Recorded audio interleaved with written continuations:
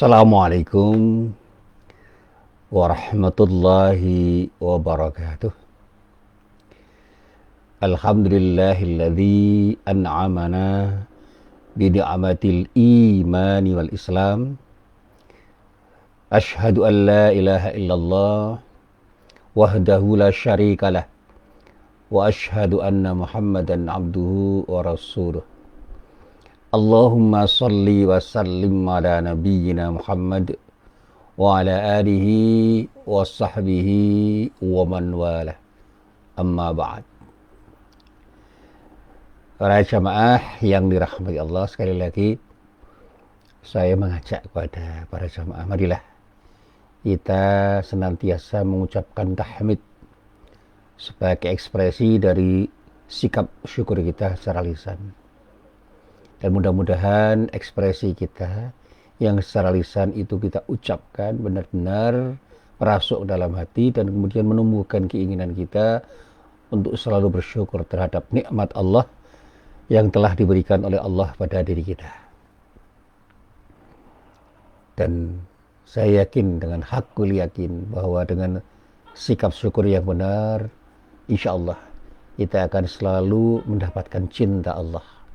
Dan cinta Allah itulah yang kita dambakan, dan dengan cintanya Allah akan berikan yang terbaik untuk diri kita, termasuk kehidupan yang membahagiakan di dunia, dan pada akhirnya insya Allah kita akan mendapatkan kebahagiaan di akhirat kelak. Para jamaah yang dirahmati Allah, pengajian pagi hari ini akan saya sampaikan berawal dari sebuah tulisan dari salah seorang murid saya yang kebetulan merasa kehilangan anaknya karena dibawa oleh istrinya yang menikah dengan laki-laki yang lain.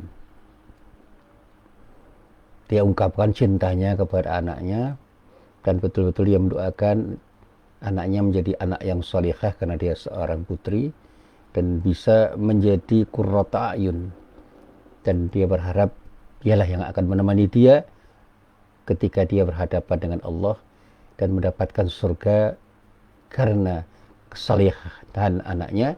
Dan dengan kesalehan itulah kemudian dia berharap anaknya benar-benar menjadi orang yang bisa mendoakan orang tuanya.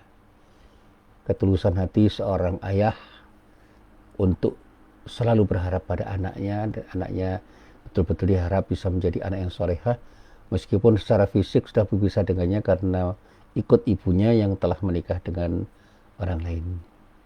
Dan saya doakan kepada murid saya, bersabarlah, karena ini bagian dari ujian yang Anda hadapi, dan serahkan semuanya dengan Allah. Insya Allah dengan sikap sabar dan tawakal, Allah akan berikan sesuatu yang baik. Innallaha ma'as-sabirin wa innallaha yuhibbul mutawakkilin. Sesungguhnya Allah selalu beserta orang-orang yang sabar, dan sesungguhnya Allah selalu mencintai orang-orang yang bersikap tawakal. Raja yang dirahmati Allah, memang dari tulisan murid saya itu saya terinspirasi. Cinta itu sesuatu yang mahal untuk kita miliki dan dimiliki orang lain. Kita tidak sembarang bisa mencintai sesuatu dan mencintai orang lain. Dan tidak sembarang orang bisa menerima cinta kita. Karena cinta itu butuh pengorbanan. Saya katakan bahwa cinta yang terbaik itu adalah ketika kita bersedia untuk memberi yang terbaik pada siapapun yang kita cintai, termasuk ketika cinta kita kepada Allah itu mau kita buktikan. Apa yang harus kita lakukan pada Allah? Apa yang harus kita berikan pada Allah? Dan yang selalu saya jawab adalah pengabdian kita dengan setulus hati, bagaimana kita beribadah dengan ikhlas kepada Allah. Kita ini terlalu banyak meminta kepada Allah, dan dengan cintanya Allah akan selalu memberi pada kita, dan kita ini sebenarnya sudah banyak diberi oleh Allah dengan pemberian yang terbaik.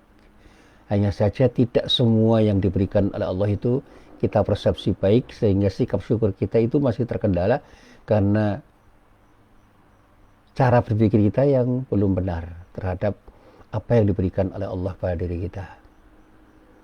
Saya katakan kepada para mahasiswa saya, para jamaah saya, dan bahkan pada saya sendiri. Kita ini adalah hamba Allah yang seringkali lupa untuk mempersepsi positif pemberian Allah, apapun pemberian Allah itu pada diri kita. Apalagi ketika kita mendapatkan musibah, padahal musibah itu adalah bukti kepedulian Allah untuk diri kita, minimal untuk mengingatkan diri kita bahwa kita itu perlu lebih dekat kepada Allah. Kita perlu berbenah. Ini saya pinjam dari Epit GAD. Dalam banyak hal, kita ini banyak melakukan kesalahan. Sebagai akibat dari kesalahan kita, kita mendapatkan musibah yang beragam. Dalam arti yang kita persepsi negatif. Kadang-kadang kita sakit itu sebagai akibat dari ketidakmauan kita untuk menjaga diri agar kita tetap sehat. Kita itu menjadi bodoh bukan karena Allah menjadikan kita bodoh, tetapi kita tidak mau belajar. Karena kita tidak mau belajar, sebagai akibatnya kita menjadi bodoh. Dan kita menjadi bersedih itu karena kita tidak bisa bersyukur. Andai kata kita mensyukuri nikmat Allah, yang ada adalah kebahagiaan. Dan kebahagiaan itu adalah akibat dari sikap syukur kita. Dan kesabaran yang kita miliki itulah yang kemudian kita menjadi orang yang teguh. Menjadi orang yang bersikap istiqomah, sehingga kita akan melakukan apapun yang harus kita lakukan dalam upaya kita untuk meraih apa yang kita cita-citakan, apa yang kita harapkan, apa yang kita inginkan, dan tidak pernah kita goyah. Kita ini bisa seperti batu karang yang ketika dihempas ombak, sekuat apapun ombak itu menghempas, dia tetap tegar berdiri, tidak bergeming, tidak pernah goyah, untuk tetap berdiri tegak menghadapi ombak di lautan yang demikian rupa menghantam dirinya. Selalu saya katakan begitu. Saya semakin menyadari bahwa saya ini seringkali salah berpikir sebelum saya katakan salah bersikap dan salah bertindak. Kenapa saya tidak bisa memanfaatkan waktu dan peluang yang diberikan Allah pada diri saya sehingga saya tidak mendapatkan sesuatu yang terbaik dari Allah? Ini yang selalu saya katakan pada diri saya, dan mudah-mudahan siapapun bisa mendengar dan bisa merenungkan apa yang saya katakan. Jadi saya itu selalu berpikir bahwa apa yang diberikan Allah itu belum seharusnya, belum seperti yang seharusnya, belum seperti yang saya harapkan, sehingga saya kadang-kadang mengeluh, dan bahkan sering mengeluh, kenapa saya harus seperti ini, kok tidak seperti itu.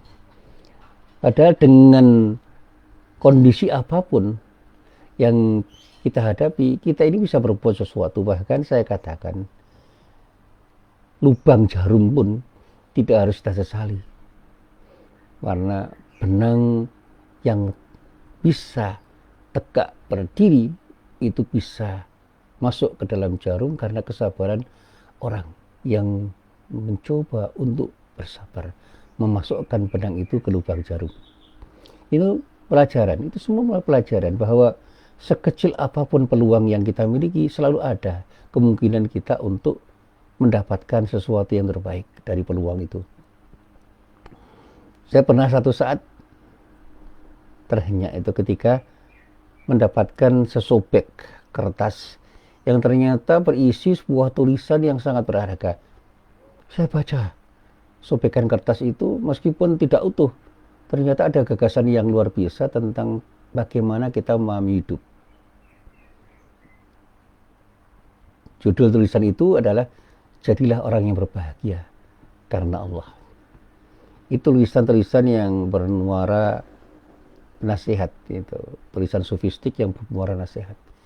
Ternyata ketika kita itu mendekatkan diri kepada Allah dengan sedekat-dekatnya, kebahagiaan itu akan semakin mendekat pada kita, dan sebaliknya ketika kita menjauh dari Allah, maka kesedihan itu akan semakin mendekat pada diri kita, dan kebahagiaan itu akan semakin menjauh. Karena apa? Cinta kita kepada Allah itu akan berbalas cinta Allah pada diri kita, dan bahkan cinta Allah kepada diri kita itu akan jauh lebih berkualitas dibandingkan dengan cinta kita yang pernah kita berikan kepada Allah dengan cara membangun ketaatan kepada Allah, beribadah kepada Allah. Dan ini yang selalu saya rasakan dalam pengalaman hidup saya. Dan ini yang selalu saya share, saya bagi kepada para jamaah, pada para jamaah saya, kepada para mahasiswa saya, kepada siapapun yang mendengarkan apa yang saya katakan.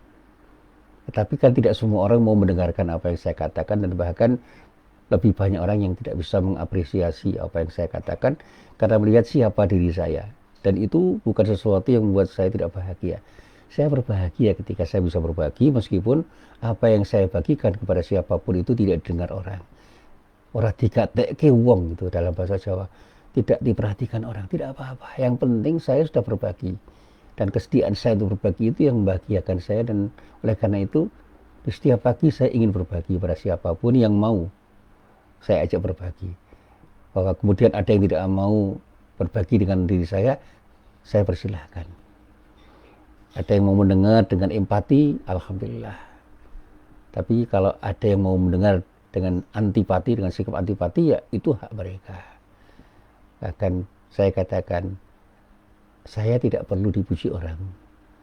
Dan apapun kritik orang terhadap diri saya akan saya terima dengan lapang dada. Itulah yang membahagiakan diri saya, dan saya tidak pernah menyesal dengan apa yang saya katakan, termasuk kritik-kritik yang membangun dari banyak orang terhadap diri saya yang selalu saya perhatikan dan saya jadikan sebagai pelajaran untuk menjadikan diri saya menjadi lebih baik. Karena saya itu adalah orang yang sedang belajar untuk menjadi orang baik. Dan ketika saya ditanya oleh banyak orang, apakah sudah berhasil? Saya katakan belum. Proses untuk menjadi orang baik itu adalah sebuah proses belajar yang tidak pernah berakhir. It's a never ending process, kata beberapa pakar. It's a never ending process. Semua itu adalah proses yang tidak akan pernah berakhir. Karena proses belajar itu terus mengalir selama kita hidup. Dan bahkan pada satu saat saya katakan bahwa dalam belajar itulah kita mendapatkan banyak hal. Dan apa kata Imam Syafi'i, semakin banyak orang belajar, semakin banyak dia tahu bahwa dia tidak tahu. Jadi sekali lagi, semakin banyak dia belajar, semakin sadar bahwa dirinya itu adalah orang yang tidak tahu. Dulu saya sering mengungkap kata Cicero, seorang filosof besar. Yang banyak kita ketahui itu adalah ketidaktahuan kita tentang sesuatu, sehingga kita sadar bahwa apa yang tidak kita ketahui itu memang harus kita cari untuk kita ketahui. Dan pada saat kita mencari apa yang tidak kita ketahui dan kita ketahui, kita temukan lebih banyak lagi sesuatu yang tidak kita ketahui atau belum kita ketahui. Itu ungkapan-ungkapan yang luar biasa. Saya banyak belajar dari mahasiswa saya, dari jamaah saya, dari anak saya, dari istri saya, dan saya berterima kasih kepada mereka yang telah menjadi guru saya. Ketika orang marah pada saya pun, saya tidak akan membalaskan kemarahan. Saya justru mendengar apa yang dia katakan dalam kemarahan dia. Akan ketika dia mengumpat pada diri saya dengarkan dengan tenang, karena umpatan-umpatan itu akan memberikan pelajaran yang berharga pada diri saya dalam banyak hal, termasuk saya harus belajar bagaimana tidak mengumpat meskipun saya itu merasa tidak nyaman dengan apa yang dilakukan oleh orang dan apa juga yang dikatakan oleh orang. Belajar untuk bersabar, untuk mengendalikan diri, karena dalam kemarahan pun kita tetap harus bisa mengendalikan diri. Dalam kemarahan pun kita tetap bisa mengendalikan diri. Dan itu yang selalu saya sampaikan kepada para jamaah saya. Rasulullah itu pernah bersabda dengan sabdanya yang luar biasa. Laisa syadidu bisur'ah, wa innama syadidul ladzi yamliku nafsahu 'indal ghadab. Orang kuat itu bukanlah jago gulat yang kita gambarkan sebagai orang yang kuat, kokoh, dan sanggup membanting orang dan mengunci orang yang sudah terbanting sehingga orang tidak bisa bergerak. Bukan itu. Tapi orang yang kuat, kata Rasulullah, adalah orang yang bisa mengendalikan diri ketika marah. Indal ghadab, ketika marah dia bisa mengendalikan diri. Jadi marah itu bukan hal yang harus kita sesali. Semua orang bisa marah, tetapi persoalannya apakah orang itu bisa mengendalikan diri ketika marah atau tidak. Kalau orang yang bisa mengendalikan diri ketika marah, itu pasti kemarahan yang dia miliki pun akan justru menghasilkan sesuatu yang bermanfaat. Dulu saya pernah cerita, ada teman saya seorang penulis, itu banyak hal yang dia lakukan ketika dia menulis. Tetapi dia katakan dia bisa menulis dengan baik dan mendapatkan gagasan yang luar biasa untuk menulis itu ketika marah. Sehingga apa yang dia tuangkan itu ekspresi kemarahan yang luar biasa yang kemudian menghasilkan karya yang luar biasa karena semua keluar, unek-uneknya keluar. Tinggal dia kontrol saja apa yang dia tuliskan itu menjadi tulisan yang bisa dibaca orang dan menjadi pelajaran bagi orang yang membacanya. Orang yang membaca tulisan dia itu ketika dia marah itu bisa belajar banyak. Ternyata semua itu tercurahkan. Gagasannya itu luar biasa. Termasuk ketika dia marah pada dirinya sendiri, untuk dia katakan bahwa betapa bodoh diri saya. Kenapa saya tidak memanfaatkan peluang yang terbaik untuk menjadi yang terbaik. Jadi kenapa saya tidak mampu memanfaatkan peluang yang terbaik untuk menjadi yang terbaik. Dan itu saya renungkan, saya juga banyak menyesali diri kenapa. Di saat saya punya peluang yang terbaik, saya tidak bisa menjadi orang yang terbaik. Bahkan saya baru sadar ketika peluang itu hilang, kemudian ternyata saya mendapatkan peluang yang kurang baik dan bahkan hampir tidak punya peluang. Saya baru berusaha untuk mencari sesuatu keluar dari hambatan dan tantangan itu untuk menjadi yang terbaik. Dan ternyata berat untuk menjadi yang terbaik ketika kita mendapatkan tantangan-tantangan dan hambatan yang luar biasa untuk bisa menjadi yang terbaik. Saya selalu mengatakan begini, menjadi orang soleh di tengah kerumunan malaikat itu mudah. Karena teman kita itu membantu kita untuk menjadi orang soleh. Tetapi ketika kita harus menjadi orang soleh di tengah kerumunan setan, itulah orang yang hebat. Karena apa? Dia bisa keluar dari hambatan yang luar biasa untuk bisa menjadi dirinya sendiri tanpa harus terhambat oleh hambatan-hambatan yang dilakukan oleh setan, yang dipasang oleh setan, yang dijebakkan oleh setan, dan pada saatnya setan pun itu akan menangis karena kita bisa keluar dari jebakan setan itu. Dan Rasulullah sudah membuktikannya. Rasulullah Nabi Muhammad SAW sudah membuktikannya. Dia bisa keluar dari tantangan-tantangan kehidupan yang luar biasa di masa jahiliyah dan dia bisa melakukan perubahan. Dan perubahan itulah yang kemudian mengakibatkan masyarakat Arab pada waktu itu menjadi masyarakat yang tercerahkan sebagai sebuah hasil dari dakwah Rasulullah yang luar biasa. Dan dakwah yang luar biasa itu hanya akan dihasilkan oleh orang yang luar biasa yang bisa mengoptimalkan semua kemampuan dan potensinya untuk menjadi sesuatu yang bisa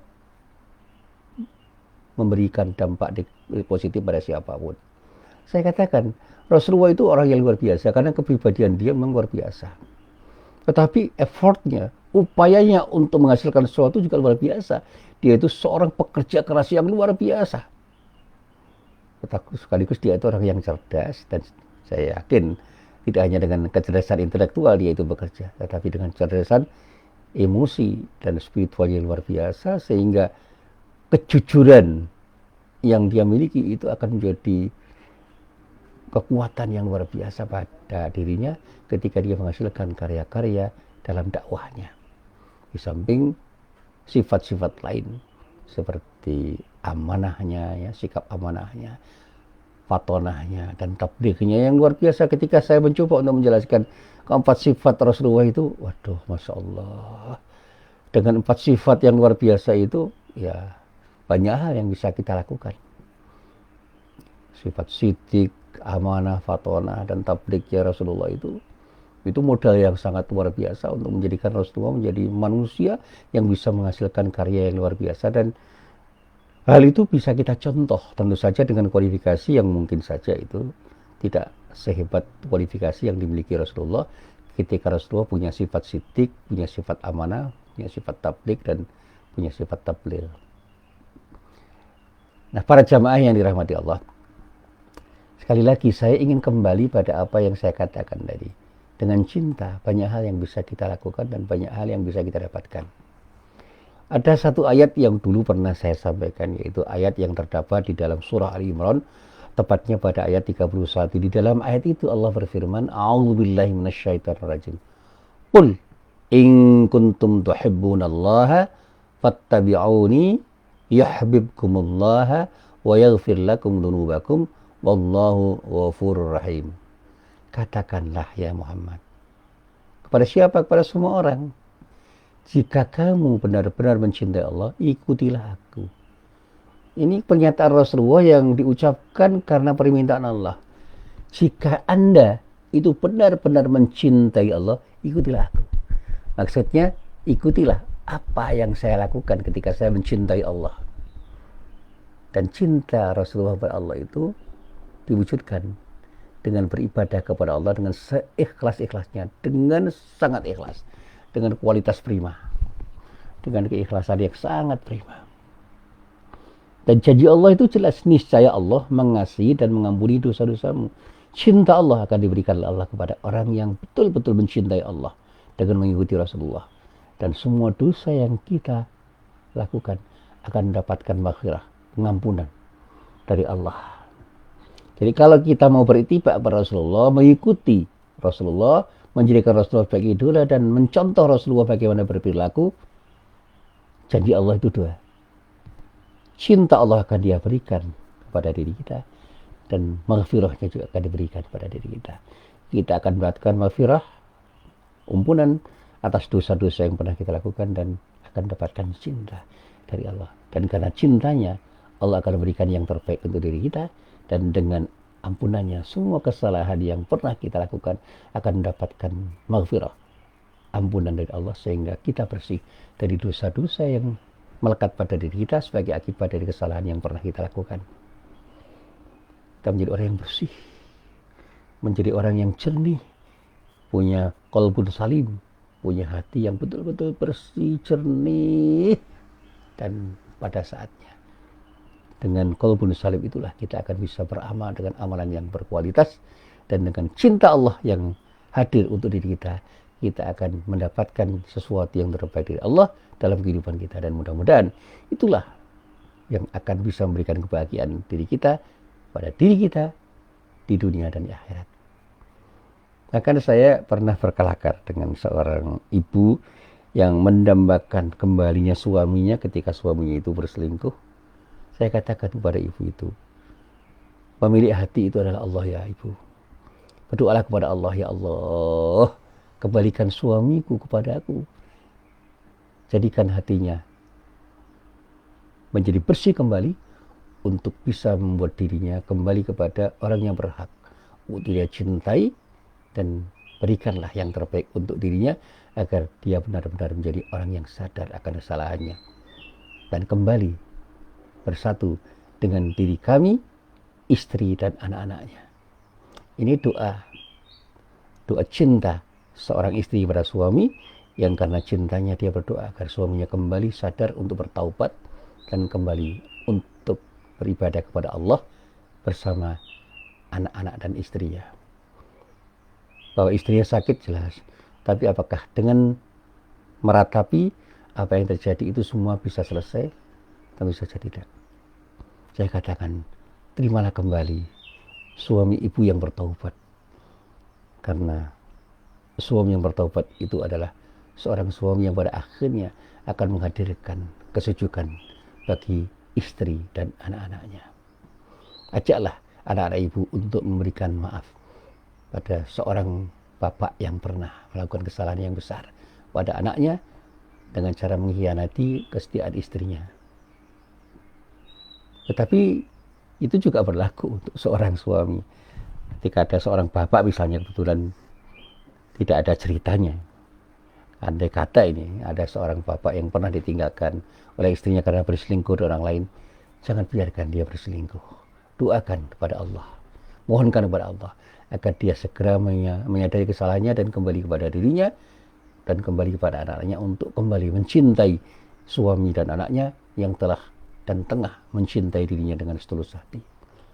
Doakan agar hatinya betul-betul kembali bersih untuk menjadikan dirinya mau menyadari kesalahannya dan kemudian bertaubat dengan taubatan nasuha. Sakit?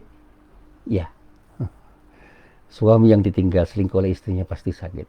Tapi jangan karena kemarahan kita hujat istri kita, dan bahkan kita umpat untuk kita doakan dengan doa yang buruk. Jangan sampai seorang yang beriman itu mendoakan sesuatu yang tidak baik pada orang lain, apalagi mendoakan kepada istrinya. Nah, itu kata-kata indah. Untuk dilaksanakan memang berat, tapi seberat apapun kita berusaha. Kita harus berusaha untuk melakukan yang terbaik. Karena Allah akan meridhoi orang-orang yang berjihad di jalannya. Termasuk melakukan tindakan yang terbaik dalam rangka untuk kembali kepada Allah Subhanahu wa Ta'ala. Nah, para jamaah yang dirahmati Allah, saya selalu menggambarkan bahwa cinta adalah satu pesan agung yang disampaikan oleh Allah kepada umat manusia sejak awal penciptaan makhluknya. Dalam satu hadis yang diterima dari Abu Hurairah, menyatakan bahwa Rasulullah itu pernah bersabda yang simpulannya adalah, ketika Allah menciptakan makhluknya di atas arsy, dia menulis satu kalimat dalam kitabnya, sesungguhnya cinta kasihku mengalahkan amarahku.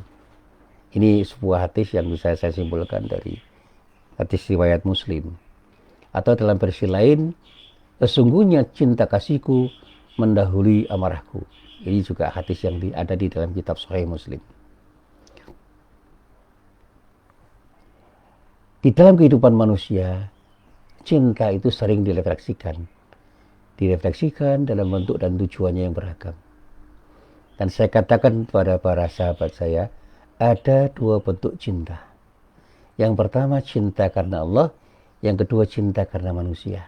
Ketika kita berinteraksi dengan manusia yang lain.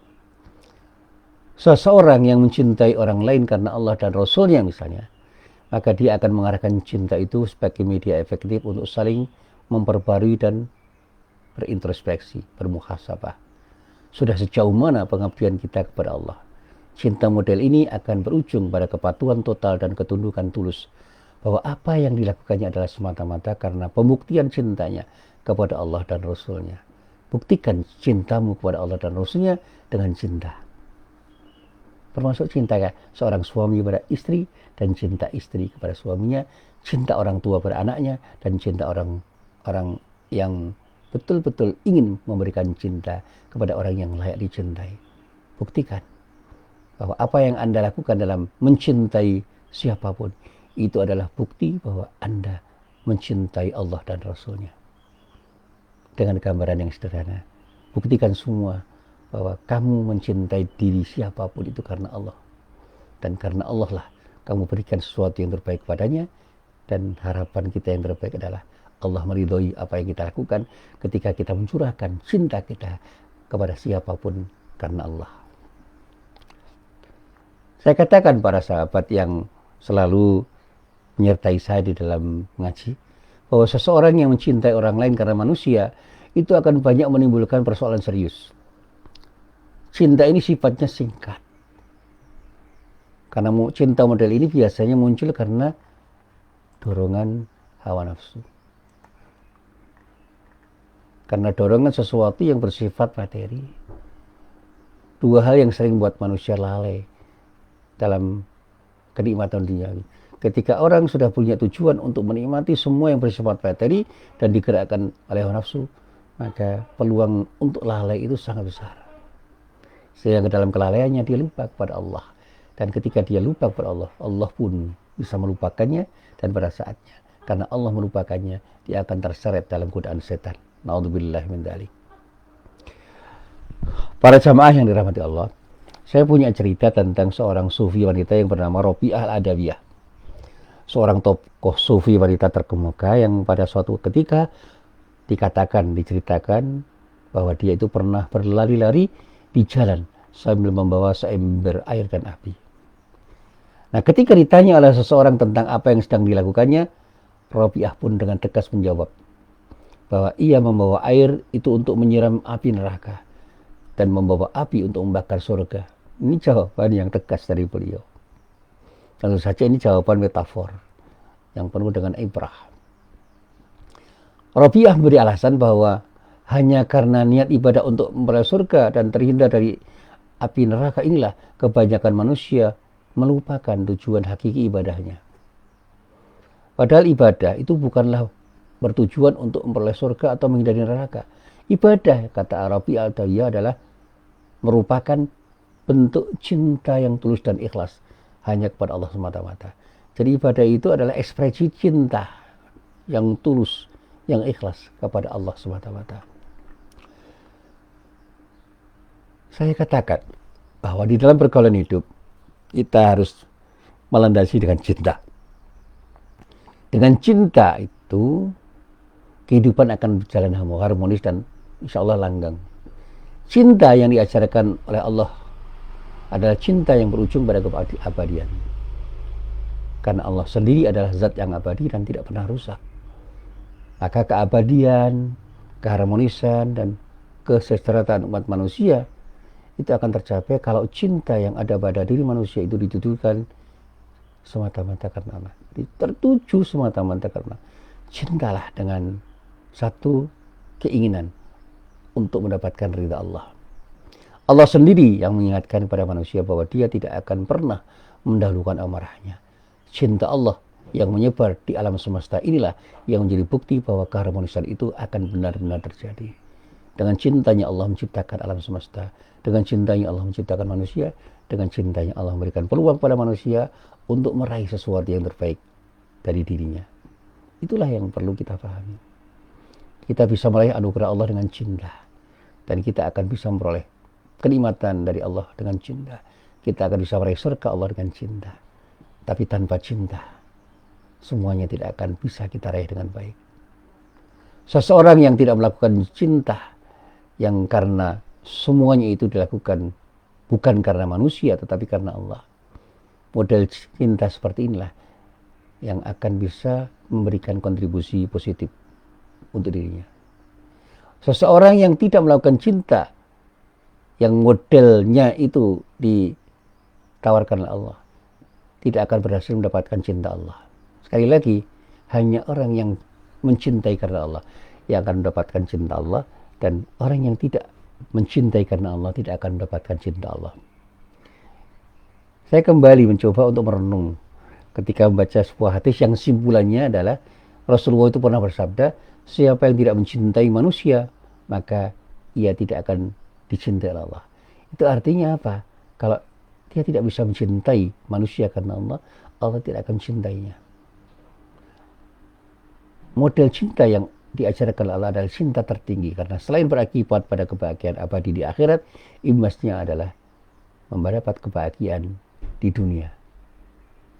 Cintailah semua karena Allah, maka Allah pun akan mencintaimu, dan cintailah manusia karena Allah, maka Allah pun akan menghadirkan cinta Allah pada dirimu, sehingga Allah akan menggerakkan manusia yang kamu cintai untuk mencintaimu dengan tulusan hati, sebagaimana engkau mencintai dirinya dengan tulusan hati karena Allah.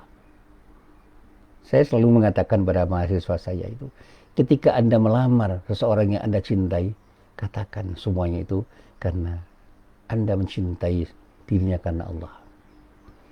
Saya mencintaimu karena Allah, dan mudah-mudahan karena itu kamu juga bisa mencintai diriku karena Allah. Tetapi ketika kamu belum bisa mencintai diriku karena Allah, tundalah untuk mengatakan cinta, karena saya tidak ingin mendapatkan cinta dari siapapun yang cintanya itu bukan cinta karena Allah. Karena saya mencintaimu karena Allah, mari balaslah cintaku ini dengan cinta karena Allah. Maka saya baru akan bisa berharap cinta kita akan berpadu menjadi cinta yang akan mendapatkan ganti berupa cinta Allah pada diri kita. Mari kita berangkat untuk menjadi orang yang mencintai karena Allah, dengan harapan mudah-mudahan Allah akan memberikan cinta yang terbaik untuk diri kita. Nah, ketika orang itu menolak untuk mencintai kita karena hawa nafsunya, bersyukurlah, karena Anda tidak membutuhkan cinta dari siapapun yang mencintaimu karena hawa nafsu, karena dorongan hawa nafsunya. Dan alhamdulillah, Anda harus bersyukur ketika Anda bisa menerima cinta dari seseorang yang bisa mencintaimu karena Allah, karena dirimu benar-benar hanya akan mencintai siapapun karena Allah. Dan hindarilah untuk mencintai di siapapun karena dorongan hawa nafsumu, karena dorongan hawa nafsu itulah cinta itu tidak akan saya katakan cinta yang karena didorong oleh hawa nafsu tidak akan memperoleh kebahagiaan apapun, karena Allah tidak ridho. Jadi ketika hawa nafsu mendorongmu untuk mencintai orang lain, jangan buru-buru Anda mengatakan cinta, karena boleh jadi orang yang mencintaimu juga akan mencintaimu karena dorongan hawa nafsunya. Dua sejoli yang mencintai karena dorongan hawa nafsu tidak akan dapat kebahagiaan, karena pada akhirnya dia akan hanya ingin memuaskan dirinya sendiri, karena hawa nafsunya akan mendorong dirinya untuk hanya ingin memuaskan dirinya sendiri, bahkan dengan merupakan orang lain yang katanya dicintainya. Maka saya selalu mengatakan kita bisa mengoreksi dan harus mengoreksi kata I love you. Benarkah kita sedang mencintainya? Jangan-jangan I love you itu bukan I love you, tapi I love myself.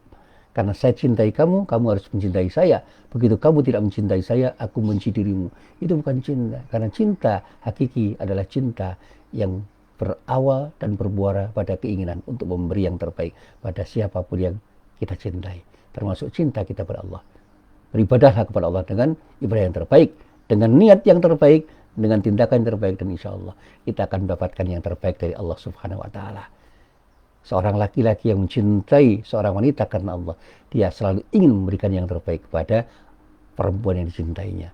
Demikian juga perempuan yang mencintai laki-laki karena Allah, dia akan selalu berupaya untuk memberikan yang terbaik kepada laki-laki yang dicintainya.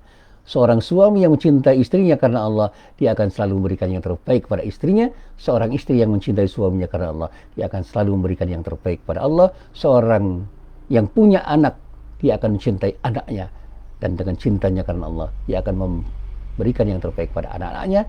Demikian juga sebaliknya, anak-anak yang mencintai orang tuanya karena Allah, mereka akan memberikan yang terbaik pada orang tuanya. Seorang yang bersahabat karena Allah, dia akan selalu memberikan yang terbaik pada para sahabatnya, dan sahabatnya pun akan memberikan yang terbaik untuk dirinya, karena persahabatan itu dilandaskan pada satu cinta, yaitu cinta karena Allah. Indah sekali. Para sahabat yang saya hormati, inilah apa yang saya coba untuk saya share, saya bagikan. Mari kita mulai untuk mencintai karena Allah. Dan cintailah Allah dengan setulus hati, dan berikan yang terbaik kepada Allah. Insya Allah, Allah akan memberikan yang terbaik pada diri kita. Dan sekali lagi, ketika kita itu betul-betul mencintai sesuatu atau seseorang karena Allah, buktikan cinta kita kepada mereka, bahwa kita akan memberikan yang terbaik kepada orang yang kita cintai, karena Allah selalu akan memberikan yang terbaik kepada makhluknya yang dia cintai. Dan marilah kita mencoba untuk belajar mencintai dengan ketulusan hati.